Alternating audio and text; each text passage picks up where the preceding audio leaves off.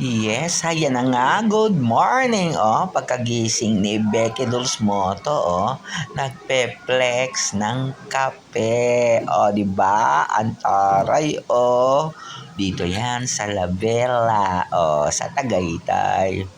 Ayan. Ang sarap pala. Tingnan nyo. Ang ganda na.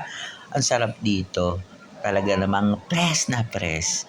Malinis at mabango. Di ba? See? Talagang mag-e-enjoy kayo kapag kasama nyo ang inyong jowa na katulad si Yaya kasama ko. Di ba? Siya yung kumukuha sa akin dito. Suot-suot ko na rin ang damit niya na mas bagay sa akin dahil hindi kasya sa kanya. Hindi kasya kay Yaya, kaya ako mas sexy ako sa kanya. Di ba? Flex natin ang ating room na kagandahan. Thank you, Ma'am Jean. Di ba? Siya yung may-ari nito. Meron ditong mga family room, meron silang iba't ibang unit dito. Pwede pagka 4 packs, tapos mas madami kayo sa 4 packs, di ba? Plus 500 lang do sa sa idadagdag nyo. Kita nyo? Ayan si Becky Dulce napatayo.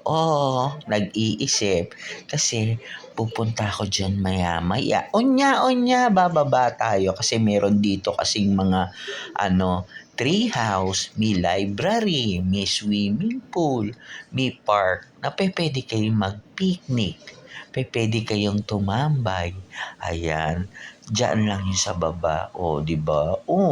Ayan, tingnan nyo, gandara sa sarili. Talaga naman.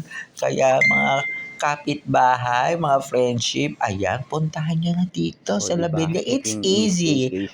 Ayan yung mga park nila. Kita nyo, may elepante sila dyan dito. Totoo yan. Bato yan. Ayan, may giraffe, may zebra. Ayan, ganito kaganda dito. Pwede kayong magkape. Di ba? Tsaka shout out nga pala kay Tita Mila at tsaka kay Tita LV, ang mga bagong friendship natin sa Tagaytay dyan sa Labella. Yan po ang mga hahanapin nyo doon, di ba? Ayan kita nyo? Ayan yung zebra. Ayan. Pwede pa kayo magpunta doon hanggang sa kaduluduluan. Yan, kausapin niyo si SpongeBob. Di ba? Waging-wagi. Ayun, hindi na ako nakapunta doon sa yung tree house. Kasi Pagoda Philippines na ako. Pero pagkapunta nyo doon, napakaganda. Doon kayo makakakita ng tree house na yari sa bato. Tsaka yung library, ang ganda-ganda, ang laki-laki. Ayan, di na natin na-flex, di ba? Kaya kapag gusto nyo mag-unwind, gusto nyo ng cozy na place, dito na kayo magpunta sa Labella. Di ba? Ang taray ng lola nyo.